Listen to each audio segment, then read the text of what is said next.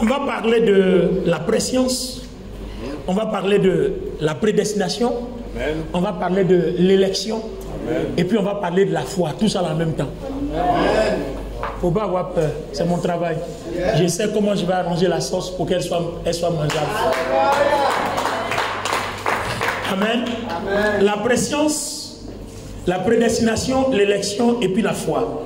Alors, notre premier verset est tiré dans Apocalypse, le chapitre 13, les versets 8 à 9.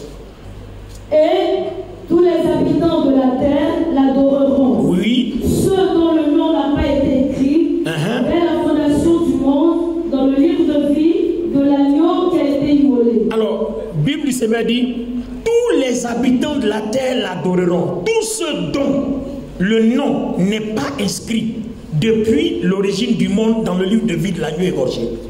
Donc, prophète Grâce, est-ce que ça te dérange pas un peu?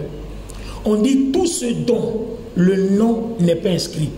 Donc, avant la fondation du monde, il y a des gens qui ont eu leur nom inscrit, et puis certains qui n'ont pas eu leur nom inscrit. Donc, est-ce que toi, pendant que tu m'écoutes maintenant, ton nom est inscrit depuis la fondation ou ton nom n'est pas inscrit depuis la fondation? Question. Merci de vous asseoir. J'ai dit, je vais t'apprendre à ne plus être normal. Amen. On dit bien, tous ceux dont le nom est inscrit depuis à l'origine, avant la fondation du monde.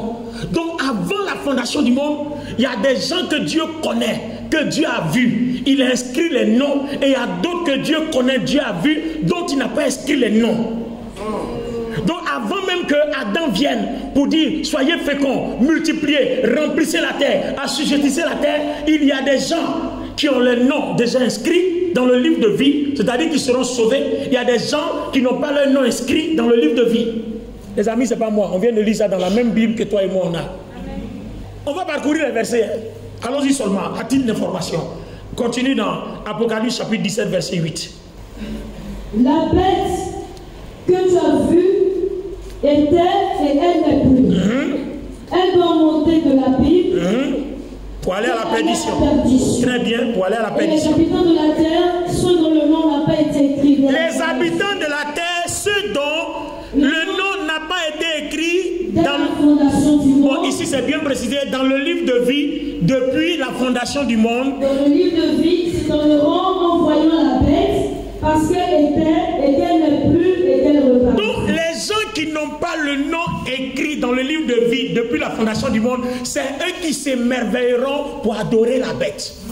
Donc déjà si j'ai une information que mon nom est écrit, je ne suis pas concerné.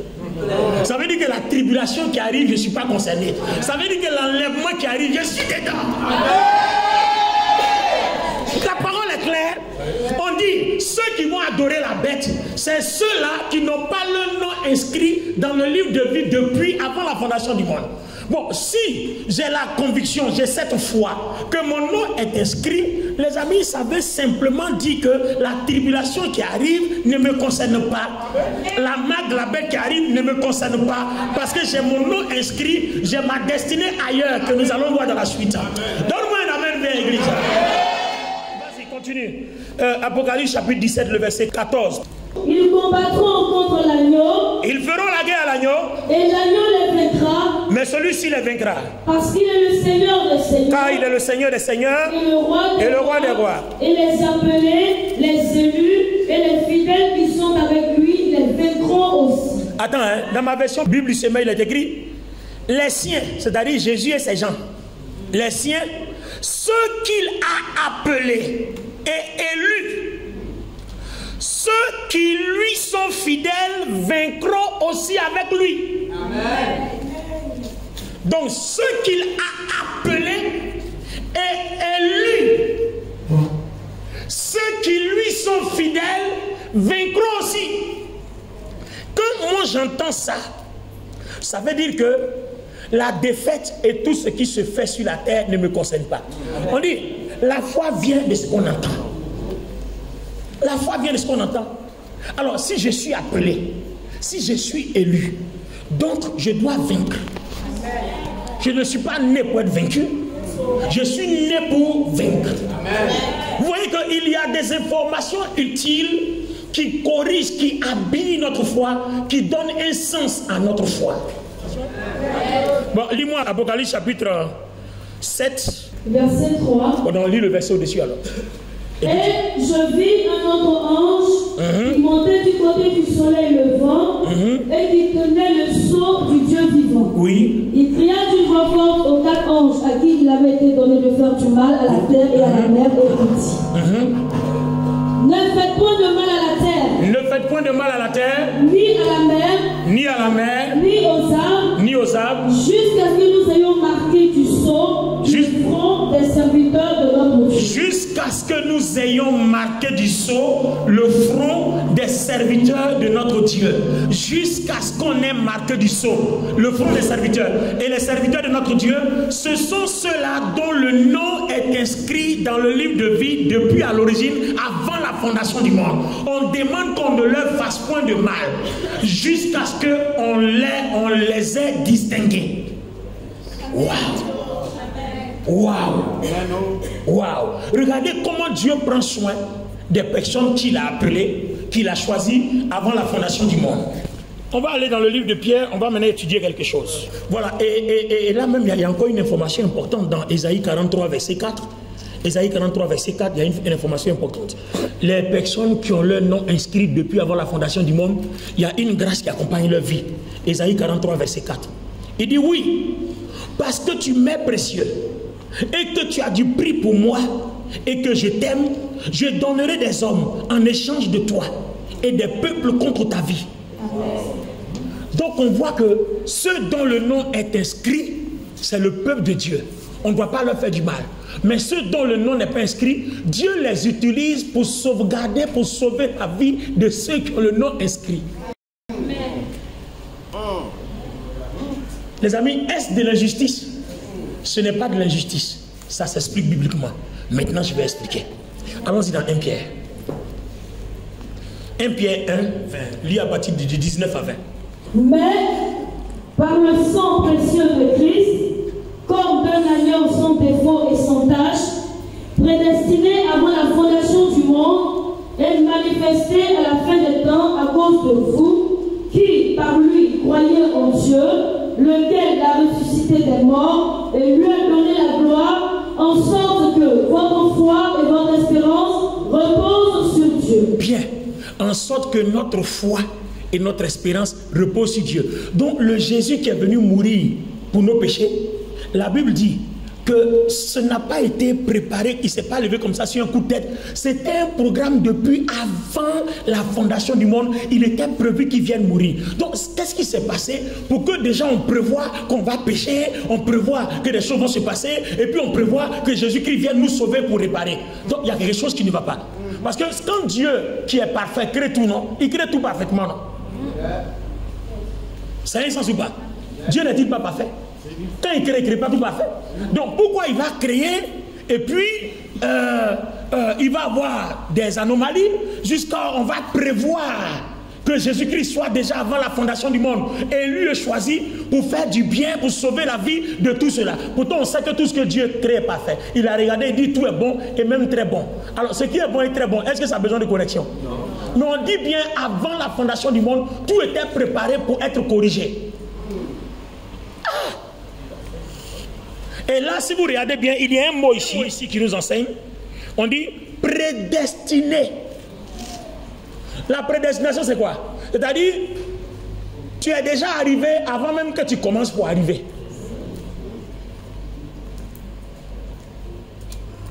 Ou bien, vous n'avez pas compris? C'est-à-dire, tu es déjà arrivé.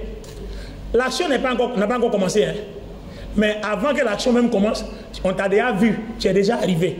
Donc la destination, avant que tu commences même ton chemin pour arriver à destination, on connaît que tu es déjà arrivé à destination. C'est fort. Mais là, on n'a rien dit encore. Hein? On n'a rien dit encore. Lis-nous Romains 8, 29. Car ceux qu'il a connus d'avance, il les a aussi prédestinés à être semblables à l'image de son Fils, afin que son Fils fût le premier-né dans plusieurs frères. Ceux qu'il a connus d'avance, c'est-à-dire toi, que Dieu a connu d'avance, il les a prédestinés à être ses fils par Jésus-Christ. Donc Dieu te connaissait d'avance. On comprend maintenant dans Jérémie chapitre 1 verset 5. Ça dit avant même que tu sois dans le sein de ta mère, je te connaissais. Donc nous tous, il n'y a pas que Jérémie seul. Dieu nous a connus d'avance.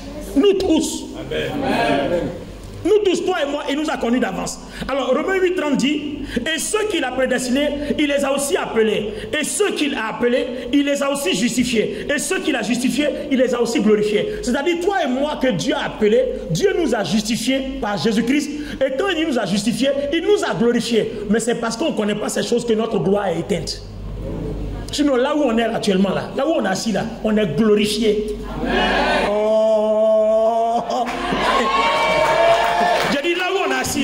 Là où tu m'entends là, toi et moi, on est glorifiés. Mais comme on ne sait pas, l'ennemi se sert de notre ignorance pour nous voiler, pour faire croire qu'en fait, on ne vaut rien, on n'a rien, on a échoué, on est célibataire, on est sans enfant, on est sans emploi, on est sans argent, alors qu'en fait, en réalité, on est des personnes glorifiées. Amen. L'ignorance. Donc, à cause de ton ignorance, ton langage est faible. Tu es bien glorifié, mais ton ignorance fait que ton langage est faible. Alléluia. Alors, on s'en va maintenant dans Éphésiens 1:5. Il dit, nous ayant prédestinés dans son amour à être ses enfants d'adoption par Jésus-Christ, selon le bon plaisir de sa volonté. C'est-à-dire, avant que le monde soit, Dieu a prévu qu'on soit adopté. Pourtant, Dieu nous crée pour être ses enfants, mais avant que le monde soit, c'est déjà prévu que toi et moi soient adoptés. Comment il se fait qu'on est ses enfants et puis on nous a déjà prévu, on a déjà prédestiné notre adoption? Tout cela, c'est à comprendre. Donc, je suis en train de révolter ta mentalité. Je te lis le verset pour te révolter. Quand j'ai fini de lire, je vais déposer et puis je vais expliquer. Amen. Je vais maintenant dans Éphésiens 1:11. En lui, nous sommes aussi devenus héritiers, ayant été prédestinés suivant la résolution de celui qui opère toutes choses d'après le conseil de sa volonté. Donc en lui, nous sommes héritiers ayant été prédestinés. Donc, selon la résolution, toi et moi, on est prédestinés à être héritiers. C'est-à-dire ce que Jésus est là, ce que Jésus a là. Dieu nous a prédestinés à partager ça aussi. Amen. Ça veut dire que là où tu es, là où nous sommes, là où tu m'entends maintenant, ta position là, tu dois changer ça. Amen. Et il y a une seule chose qui doit changer ta position, c'est ta foi. Amen. Et la foi vient de ce qu'on entend, et ce qu'on entend, c'est ce que je suis en train de te dire. Amen. Donc ta position là, ta foi doit changer ça. Amen. Je vous lis dans les versets, hein. Je vais terminer par l'explication. Je vous donne ce que la parole de Dieu dit. Comme ça, quand je vais expliquer, vous savez où j'ai pris toutes mes explications. Amen. Donc voilà ma démarche ce matin. On continue, prends avec moi 2 Pierre chapitre 1 verset 10. C'est pourquoi, frère, appliquez-vous d'autant plus à affermir votre vocation et votre élection. Car en faisant cela, vous ne broncherez jamais. En fait, tu vois, frère Enoch, Dieu nous dit que comme il a déjà choisi tous les paramètres pour qu'on réussisse coûte que coûte, nous devons donc être attentifs pour que aucun de ces paramètres-là nous échappe. Donc, on comprend que si nous sommes en perpétuelle souffrance, Dieu n'est pas responsable. C'est parce que les préparatifs que Dieu a déjà fait, soit on est ignorant, soit ça nous échappe, soit on ne les connaît pas. Donc, quand on ne connaît pas, voilà, on est voilé. Or, la foi vient de ce qu'on entend. Et ce qu'on entend vient de la parole, donc vient de ce que je suis en train de te faire connaître aujourd'hui. Tu comprends pourquoi quand tu me regardes avec attention, je comprends que tu vois ta mentalité est en train de changer. Amen. Voilà. Parce que l'ennemi ne peut plus te blaguer pour dire non, Dieu n'est pas avec toi, c'est faux. Amen. Avant la fondation du monde, il a préparé tout pour que quoi qu'il arrive, il soit avec toi. Amen. Non, tu ne m'as pas bien compris. Amen. Fondation du monde, tout est choisi pour que quoi qu'il arrive, il soit avec toi. Amen. Tout est préparé, tout est fait pour que quoi qu'il arrive, Dieu soit avec toi. Amen. Alors, va avec moi dans Psaume 89, verset 3. On va voir un peu le privilège des élus. Car je dis, la bonté a des fondements éternels. J'ai fait alliance avec mon élu. Voici ce que j'ai juré à David, mon serviteur. J'ai fait alliance avec mon élu. C'est-à-dire ce que Dieu a élu, Dieu a fait alliance avec eux. Alléluia. Dieu a fait alliance avec eux. Et je descends dans le psaume chapitre 106, verset 23. Et il parla de les exterminer, mais Moïse, son élu, vous voyez, se tait à la brèche devant lui pour détourner sa fureur et l'empêcher de les détruire. Donc un élu est capable de changer la fureur, la colère de Dieu. C'est-à-dire, toi et moi, notre prière peut permettre au monde d'être sauvé. On comprend pourquoi le Seigneur Jésus a dit, vous êtes la lumière du monde. Tout simplement parce qu'on a un sceau sur nous, et ce sceau-là, c'est celui de l'élection. Étant donc des élus. Donne-moi ton amen bien, Église. Amen. Le psaume 105, verset 6 dit, postérité d'Abraham, son serviteur, enfant de Jacob, ses élus. Vous voyez, psaume 105, verset 43 dit, il sortit son peuple dans l'allégresse, ses élus, au milieu des cris de joie.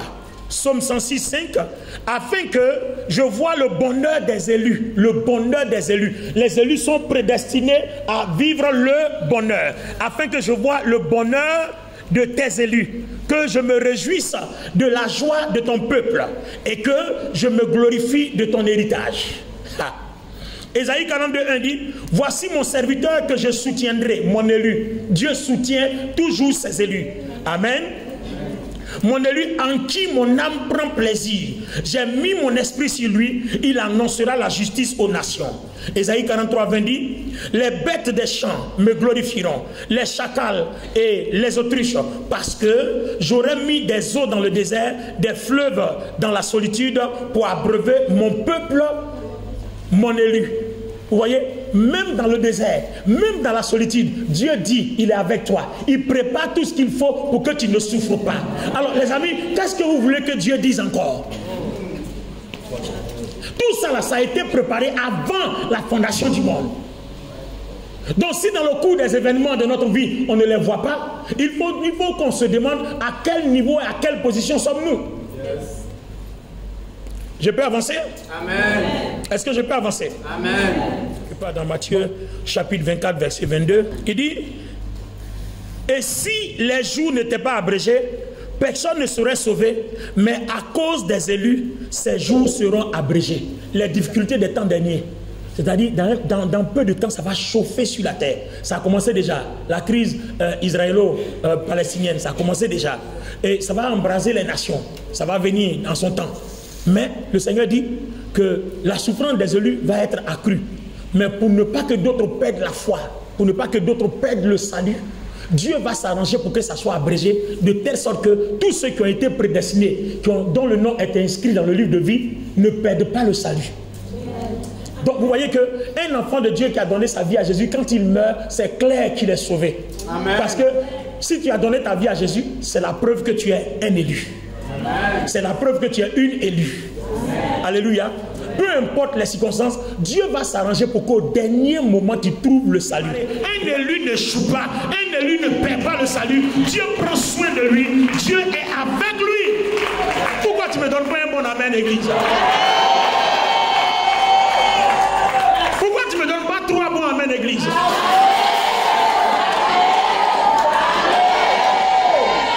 Alléluia. Alors regardez bien le verset 24 de Matthieu 24 dit, car il se lèvera de faux Christ et de faux prophètes.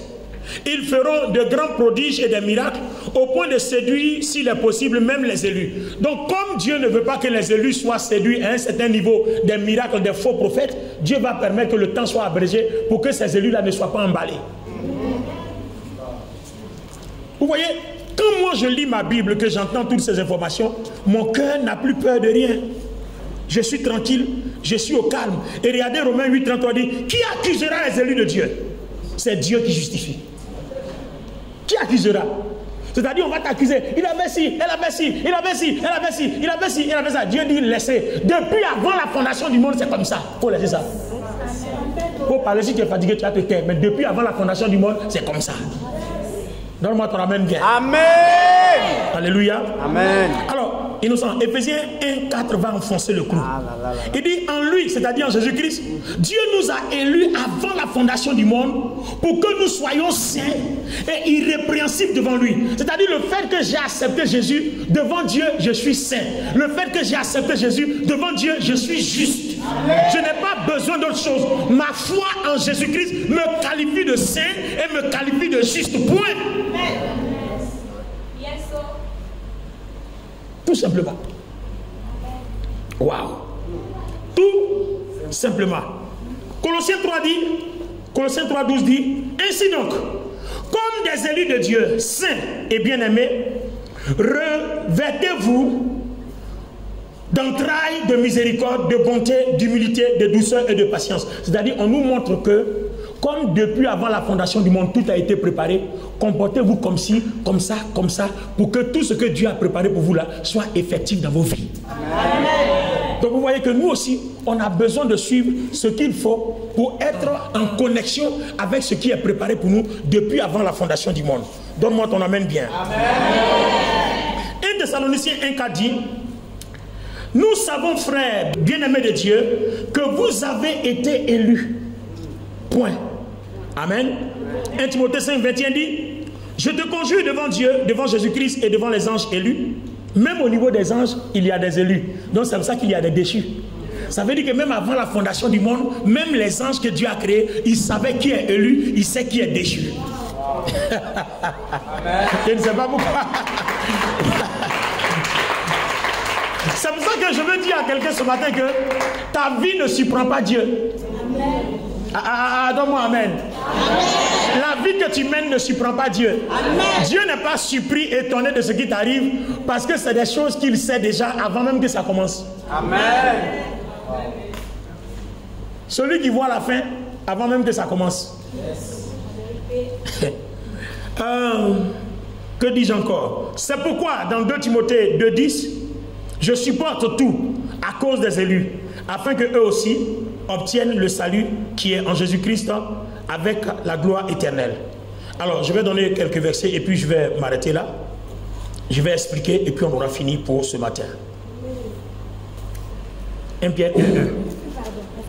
Pierre, apôtre de Jésus-Christ, oui. Ceux qui sont étrangers et dispersés dans le Pont, la Galatie, la Cappadoce, l'Asie et la Bithynie, et qui sont élus selon la préscience de Dieu le Père par la sanctification de l'Esprit, afin qu'ils deviennent obéissants et qu'ils participent à l'aspersion du sang de Jésus-Christ. Que la grâce et la paix vous soient multipliées. Attends. Ancien, je connaissais, tu as entendu? On dit qu'ils sont élus selon la préscience. La préscience, c'est quoi? C'est de voir la chose avant que la chose ne soit vue des yeux physiques. C'est-à-dire, il y a un film que vous allez voir, il y a des événements que vous allez voir, mais avant que vous voyez ces événements-là, lui, Dieu, il les a déjà vus. Donc, au moment que vous voyez, pendant que l'événement est en cours, il vous dit, ça va se passer comme ci, ça va se passer comme ça, ça va se passer comme ci, ça va se passer comme ça, ça va se passer comme ci. Est-ce que vous comprenez? Pourquoi? Parce qu'il a déjà vu. Et c'est parce qu'il a déjà vu qu'il peut t'envoyer des prophètes pour prophétiser. Demain, cela arrivera. Rentre ici, rentre là. Donc, c'est à cause de sa préscience que les prophètes de Dieu envoyés par Dieu prophétisent juste. Donc ceux qui ne sont pas de Dieu prophétiseront faux, parce que Dieu prophétise les événements présents en fonction de ce que lui a déjà vu les événements présents avant. Donc il dit au prophète, dis comme ça, parce que j'ai déjà vu, ça va se réaliser comme ça. Alors qu'un faux prophète, son Dieu n'a pas vu la préscience. Lucifer lui-même a été créé selon la préscience de Dieu. Donc un sorcier, un marabout, tous ceux qui sont dans les sectes et dans la magie, ils ne peuvent pas prophétiser selon la préscience, ils ne peuvent pas être de bons prophètes parce que leur chef Lucifer ou bien Satan le diable n'a pas vu les films avant. La préscience est un cadre, un monde réservé à Dieu lui seul. J'ai dit que j'allais te rendre anormal ce matin. Donne-moi ton amen bien. Amen. Amen. 1 Pierre 2:9. Vous au contraire, vous êtes une race élue, un sacerdoce royal, une nation sainte, un peuple acquis, afin que vous annonciez les vertus de celui qui vous a appelé des ténèbres à son admirable lumière. Waouh, waouh, Waouh, waouh. Et Apocalypse 17, 14 dit, ils combattront contre l'agneau et l'agneau les vaincra parce qu'il est le Seigneur des seigneurs, le roi des rois, et les appelés, les élus et les fidèles qui sont avec lui vaincront aussi la bête, vaincront aussi le diable, vaincront aussi, etc., etc., etc. On a fini avec les versets, maintenant je vais expliquer. Dis avec moi, explication. Pasteur Touré, viens. Tu vas jouer le rôle de Dieu. Suivez bien l'explication, c'est une démonstration. Voilà Dieu. D'accord? Le monde que nous voyons depuis Adam jusqu'à nos jours, jusqu'à ce que le monde finisse, Dieu a déjà vu ça dans sa préscience. Vous voyez, la préscience, c'est le monde éternel de Dieu, parce que Dieu vient de l'éternité. C'est pour ça qu'on l'appelle éternel. Il vient de l'éternité. Et l'éternité est accessible à personne. Il n'y a que Dieu le Père, Dieu le Fils et Dieu le Saint-Esprit. C'est les trois là, c'est leur monde. Suivez-moi bien. Dieu le Père, Dieu le Fils, Dieu le Saint-Esprit, c'est leur monde. C'est eux qui étaient au commencement. Donc quand il crée les Lucifer, il crée maintenant un espace qu'on appelle le royaume de Dieu. Donc le royaume de Dieu qu'on voit dans le ciel, ce n'est pas l'éternité. C'est pour ça que quand Lucifer a voulu vaincre Dieu, il ne peut pas. Parce que pour vaincre Dieu, il faut connaître l'éternité. Or, l'éternité est inaccessible. Donc, Dieu vient de l'éternité. Et tout ce qu'il crée, il y en a qui résident dans le royaume de Dieu. Et il y en a qui résident sur la terre. Donc, que ta volonté soit faite sur la terre, comme elle est faite au ciel, dans le royaume de Dieu. Mais ce n'est pas l'éternité. C'est pour ça que personne ne peut vaincre Dieu. Personne ne peut vaincre Jésus-Christ et personne ne peut vaincre le Saint-Esprit. Amen. Ce sont des gens super puissants. Parce que l'éternité est tout et au-dessus de tout. Donc vous voyez que tout ce que vous lisez dans l'Apocalypse qu'on voit dans le royaume de Dieu, c'est une représentation de Dieu. C'est la présence de Dieu qui est là. Ce n'est pas Dieu lui-même. Ce n'est que sa présence. Donc ne commettons pas l'erreur. Tu ne peux pas attaquer Dieu et puis avoir du succès. Ce n'est pas possible. Parce que tout ce qui se passe dans ce que nous lisons dans l'Apocalypse, ce n'est que sa présence. On voit un trône, mais c'est sa présence. On verra Dieu dans l'éternité, le jour après le dernier jugement, où il se présentera, où on le verra. C'est à partir de là, que commence l'éternité. Parce que tous les choix des élus ont été faits. Le mal n'existera plus. Donc, dans la pression de Dieu, au moment où il sait que le mal peut exister, il ne peut pas ouvrir l'éternité à tout le monde. C'est pas possible. Il ne peut pas ouvrir l'éternité à tout le monde. Donc, voilà Dieu qui est dans son monde éternel. C'est pour ça qu'on appelle l'éternel. La Bible appelle l'éternel. C'est son monde. Donc, il prend le nom de son monde, l'éternel. Le nom n'est pas fortuit, c'est en fonction de l'histoire. Donc, on dit éternel Dieu, son monde c'est l'éternel. Donc, avant que la terre soit, avant que le monde soit, dans l'éternité, Dieu a déjà vécu ça. Donc, Dieu ne se laisse jamais surprendre. Il voit les choses avant que les choses commencent. Donc, dans l'éternité, tout le film est déjà joué. Or, vous savez, dans l'éternité, il n'y a pas le temps. Le facteur temps n'existe pas. Donc en une minute, il peut faire les 6000 ans ou les 7000 ans de vie sur terre. En 6 minutes. Donc Dieu sait comment ça va se passer. Et c'est à partir de cette préscience-là maintenant, il dit Adam va. Donc quand Adam s'en va, il sait que le serpent va rentrer. Il sait que le serpent va tromper. C'est pour ça qu'il sait qu'il va coudre aussi des habits d'animaux pour le pardon des péchés d'Adam. Il sait qu'après, Adam va faire Abel et Caïn. Il sait que Caïn va tuer Abel. Il sait qu'après, Seth va prendre la place d'Abel. Jusqu'à de Seth, Noé va naître. Jusqu'à Abraham va naître. Abraham va être trouvé juste. Donc vous voyez, tout ce film a été joué. Et comme Dieu a une arme qu'on appelle le libre arbitre, c'est-à-dire quand Dieu crée les hommes, il ne force pas. Donc dans la pression, pendant que ce film se jouait, chacun dans sa volonté vivait. Donc Dieu regarde. Donc tous ceux qui orientent leur volonté vers Dieu, qui ont confiance en Dieu, qui comptent sur Dieu, ceux-là, Dieu met un sceau sur lui. On les appelle les appelés, on les appelle les élus. Donc dans sa préscience, ceux que Dieu va voir, qui ont délibérément, par leur propre volonté, donné leur confiance au Seigneur, c'est ceux-là qu'on appelle les élus. Maintenant, une fois que dans la pression de Dieu, Dieu a déjà vu tout le film, et que Dieu a marqué ses élus déjà. Il connaît. Ceux-là maintenant, il les inscrit dans le livre de vie. Donc on sait qu'on aura un programme pour eux, parce qu'à cause de ce que dans la préscience, ils ont déjà montré leur volonté à Dieu, on met leur nom dans le livre de vie, on va tout faire pour que leur vie soit protégée, soit préservée. Et maintenant, ceux qui n'ont pas donné leur vie à Dieu, Dieu les connaît. Donc qu'est-ce que Dieu va faire? De temps en temps, Dieu va les utiliser pour que ceux qui ont le nom inscrit dans le livre de vie, ceux-là, leur vie soit sécurisée. Est-ce que vous comprenez? Amen. Donc suivez très bien, hein? Suivez très bien. À partir de l'instant où, Pasteur Touré, toi tu es Dieu, non? Tu as vu tout cela et que Adam vient. Tu sais que d'Adam va sortir Abel, va sortir Caïn. Tu sais que Caïn va tuer Abel. Donc tu fais ton plan. Donc comme déjà, j'ai déjà vu jusqu'à la fin, Dieu a déjà vu Genèse jusqu'à Apocalypse. Donc on sait comment ça va se passer. Donc quand on tue Abel, on envoie Seth.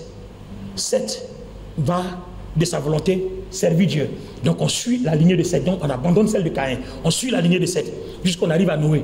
Donc Dieu voit que dans la lignée de Noé, les 3 enfants, il y a un qui va jouer les rebelles.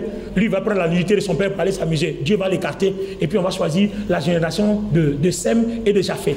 Et dans la génération de Sem et Japheth, on suit le processus. Hein. Tout ça c'est dans la préscience de Dieu. Voit tout ça là. Et puis on voit qu'il y a un qui se démarque, qui s'appelle Abraham. Jusqu'à lui-même, tout ce qu'il ne voit pas Dieu faire, il croit. Donc à partir de lui, il y a la foi qui va naître. Donc le processus va être suivi jusqu'à ce qu'on arrivera à la fin du monde. Donc nous qui avons donné notre vie à Jésus, Dieu savait ce qui s'est passé. Et maintenant, comme Dieu sait que les élus, le diable dans sa fureur peut les tromper, comme on vient de lire dans Matthieu 24, il peut les tromper. Qu'est-ce que Dieu fait? Dieu établit un programme. Si jamais le diable les trompe, qu'il pêche, on va envoyer Jésus. Jésus va venir mourir pour leurs péchés. Et comme déjà de leur volonté, ils nous ont suivis, leur volonté acceptera Jésus. Amen. Ceux qui ont le nom inscrit là, ils vont accepter Jésus parce que c'est comme ça ils sont. Eux, ils sont pour Dieu. Là où il y a Dieu, ils sont en joie. Là où il y a Dieu, ça marche. Là où il y a Dieu, ils sont contents. Là où il y a Dieu, ils sont heureux. Donc leur vie, c'est Jésus. Donc on enverra Jésus pour réparer. Et à cause de Jésus, ceux-là, ils auront ce qu'on appelle une grâce. Même s'ils font le mal, quand ils crient Jésus, le mal est ôté. C'est pour ça que Éphésiens 2:8 dit, le salut vient par la grâce, mais par le moyen de la foi. Donc nous sommes sauvés par la grâce. Nous Éphésiens 2:8, nous sommes sauvés par la grâce, par le moyen de la foi.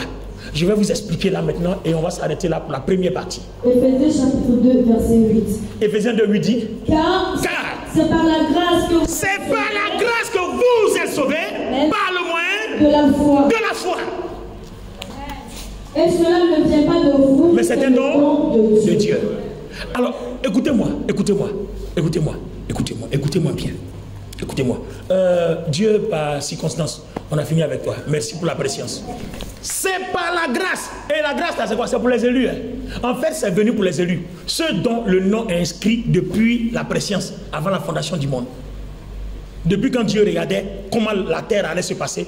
Donc quand Dieu envoyait Adam, il savait comment tout allait se passer. Donc Dieu n'était surpris de rien. C'est pour ça que quand il y a telle chose, on envoie lui là. Quand il y a telle chose, on envoie lui là. Donc tout le plan de Dieu est fait en fonction de ce que lui il a déjà vu. On appelle ça la préscience. Et quand les élus sont marqués, on appelle ça élection. Et quand maintenant on vous envoie en tant qu'élu, déjà prédestiné, déjà marqué, on parle de prédestination. Maintenant on explique la foi. Parce que je vous ai dit en début que je parlais de prédestination, élection, préscience et puis la foi. Quelqu'un a dit, j'ai dit, ouais, je connais mon travail. Quand je finirai la sauce, tu vas comprendre que la sauce est très douce. Amen. Alors, regardez bien. Tous ceux qui sont élus, une fois que Jésus vient mourir pour eux et qu'ils donnent leur vie à Jésus, Dieu nous accompagne en disant, c'est par la grâce que nous sommes sauvés, par le moyen de la foi. C'est un don de Dieu. Pourquoi? À partir du moment où tu as, dans la pression, délibérément donné ta volonté, ton libre arbitre à Dieu, Dieu t'accorde ce don-là. Pour ne pas que tu ne te perdes pas, pour que tu gardes la confiance que tu as eue en Jésus depuis avant la fondation du monde. C'est pour ça que la Bible dit, c'est pas par nos efforts que les gens vont être sauvés. C'est Dieu qui envoie les gens. Même dans les actes des apôtres, il est écrit, Dieu ajoutait à l'église. Donc quand nous nous évangélisons, Ceux qui sont dans la ville, qui sont élus depuis avant la fondation du monde, c'est eux que Dieu prend et puis l'ajoute. Ce n'est pas tout le monde. C'est pour ça qu'il dit beaucoup sont appelés, mais peu sont élus. Donc de tous ceux qui fréquentent les églises, ce n'est pas tout le monde qui est marqué. C'est pour ça que vous allez voir qu'il y a des gens qui sont dans l'église, mais franchement, ils sont quelque chose. Voilà, ils sont quelque chose. Donc, on comprend. L'église n'est pas synonyme de salut, mais c'est ta foi dans l'église qui est synonyme de ton salut. Amen. Maintenant, ancien gloire, il y a quelque chose. Dieu a offert la grâce. La grâce est libérée pour tout le monde. Dieu est juste. Hein? Il a créé tout le monde, non? Donc, il sait que tu ne vas pas être sauvé. Mais comme il est bon, il va mettre la grâce devant toi. Mais il sait que tu ne vas pas prendre. Donc, il a offert la grâce à toute l'humanité. Maintenant, il dit, bon, cette grâce-là, pour l'avoir, il faut avoir la foi en Jésus. Amen. Quand Dieu dit ça, il connaît ceux qui ont eu la foi en Jésus depuis la préscience. Il a vu le film. Il connaît ceux qui vont avoir la foi en Jésus. Donc il dit ceux qui ont foi en Jésus, et ils ont la grâce. Or la grâce c'est quoi? Ce que je ne peux pas faire, que Dieu fait pour moi. C'est-à-dire, si je pêche, je dois mourir. Et comme Dieu ne veut pas que je meure, quelqu'un meurt à ma place. C'est ça la grâce. Si j'ai besoin d'argent, qu'on me dit il faut être homme d'affaires, femme d'affaires avant d'avoir l'argent. Bon, comme je ne veux pas être homme d'affaires, femme d'affaires, maintenant je n'en ai pas les capacités, alors Dieu va permettre que l'argent là, ça arrive par quelques moyens que ce soit. Peu importe. C'est ça la grâce. C'est-à-dire, là où je n'ai pas sémé, je vais manger là. Amen.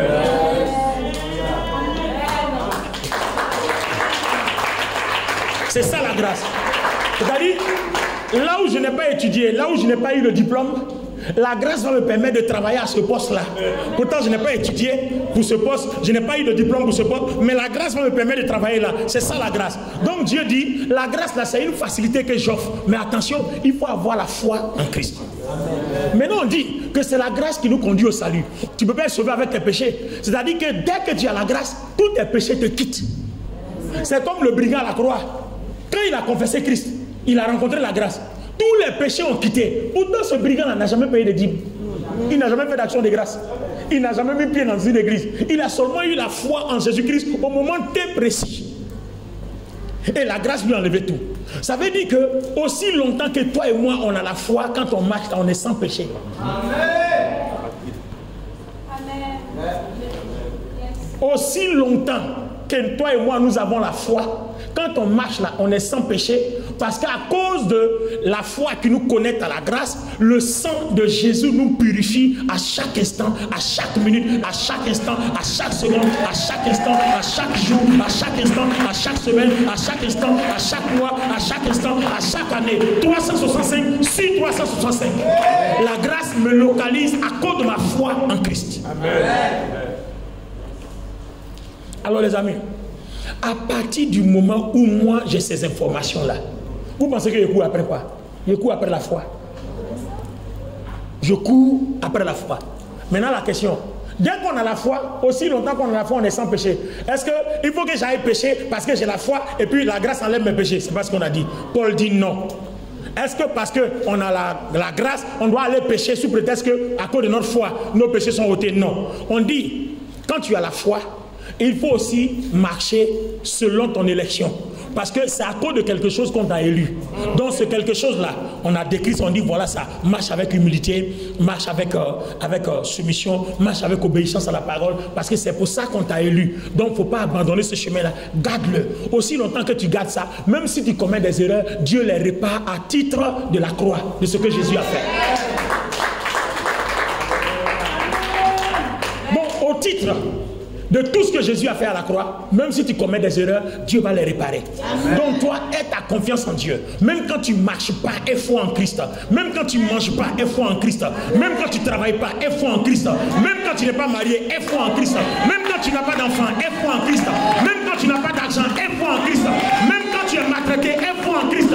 Parce que c'est ta foi là qui répare tes erreurs. Et Dieu se sert de la grâce pour réparer tes erreurs à cause de ta foi en Jésus-Christ. Alors, je suis en train de comprendre que vous voyez qu'au vu de tout ce qu'on a dit depuis près d'1 heure de temps, Satan ne peut pas jouer avec ma vie. Parce que, prophète Grâce, il n'est pas prescient. Il ne connaît pas mon lendemain. C'est Dieu qui connaît mon lendemain. Donc là où il allait m'attendre là, Dieu va permettre que les anges me fassent passer ailleurs. Non, je n'ai pas entendu ton amen. Je n'ai pas entendu ton amen. C'est-à-dire, à cause de ta foi, à cause de ma foi et à cause de notre foi, là où il allait nous entendre là, Dieu sait que dans sa présence, on est déjà passé par là, il était là, donc on a été dévié. Mais Satan ne sait pas que dans le plan de Dieu, dans la présence, à cause de sa présence, les choses ont été déviées. Donc au moment où tu arrives, et souvent ce qu'on doit comprendre, quand vous allez quelque part, quand vous arrivez, Dieu permet que quelque chose vous fauche, vous tombez, et puis votre coude est gratté. Oh Seigneur, où es-tu? Seigneur, non, tu ne sais pas que l'homme qui est devant là, il n'est pas bien. C'est pour ça qu'on t'a fauché. Si on ne te fauche pas là, tu vas aller là-bas. Donc on t'a fauché pour que tu prennes la route de l'hôpital. Déjà, c'est le moyen de dévier.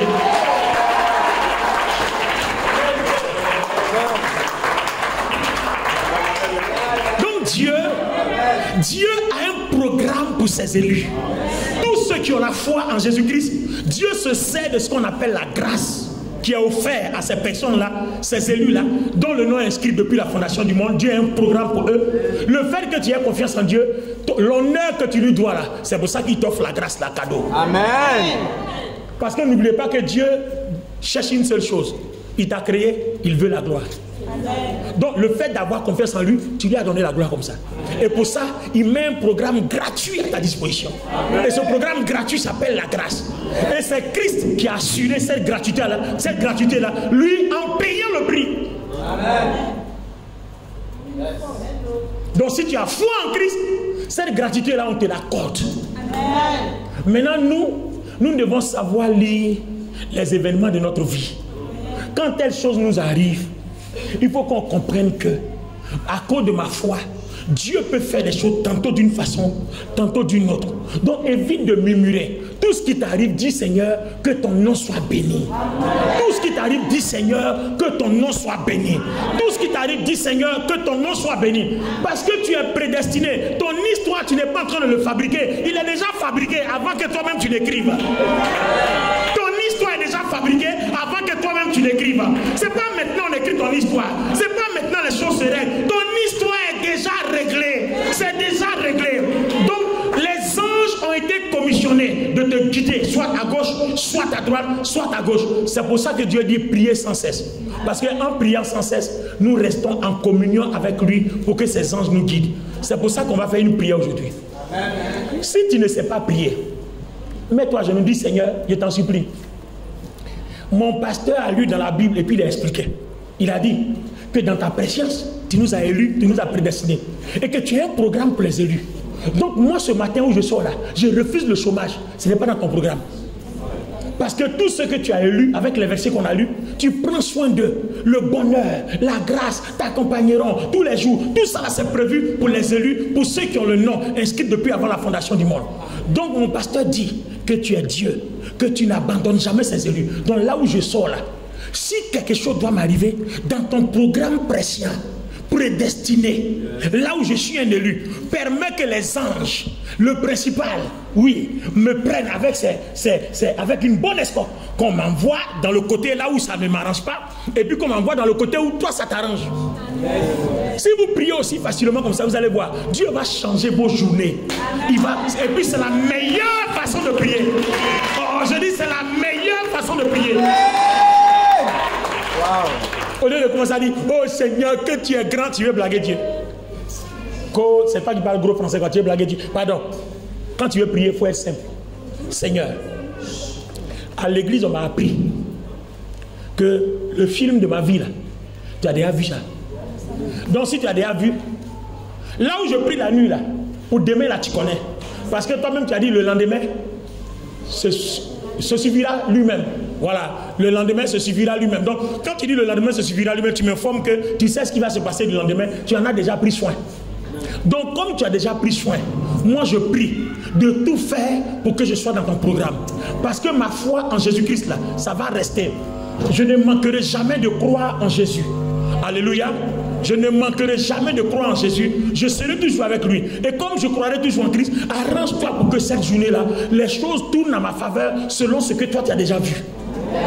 Ne permets même pas que l'ennemi ait une porte d'entrée. Donc accorde-moi cette grâce-là. Ça, c'est la meilleure façon de prier. Priez comme ça tous les matins. Priez comme ça tous les soirs. Priez comme ça tous les matins. Priez comme ça tous les fois. Et vous allez voir, vos journées vont commencer à changer aussi simplement. Amen. Alors tiens-toi debout, on va faire cette prière. On va commencer ce matin. On va commencer. Est-ce que quelqu'un est béni ce matin? Amen. Oh, est-ce que quelqu'un est béni ce matin? Oh, je dis, est-ce que quelqu'un est béni ce matin? Est-ce que quelqu'un est béni ce matin? Waouh! Moi, je suis plus que béni. Amen. Amen. Les amis, voilà ce que nous savons. C'est pour ça que notre foi est assise. Et elle n'est jamais perturbée. Et rien ne nous inquiète. Parce qu'on sait que l'ennemi remet sa queue, les sorciers remet leur queue, ils font toutes leurs choses, tout ce qu'ils veulent. Moi, j'ai un programme déjà prédéfini. Et tant que ma foi en Jésus-Christ ne sera jamais défaillante, le Seigneur permettra que les pièges des sorciers et autres soient toujours déjoués me concernant. Amen. Alors, et toi, qu'est-ce que tu fais? Alors, on va prier le Seigneur.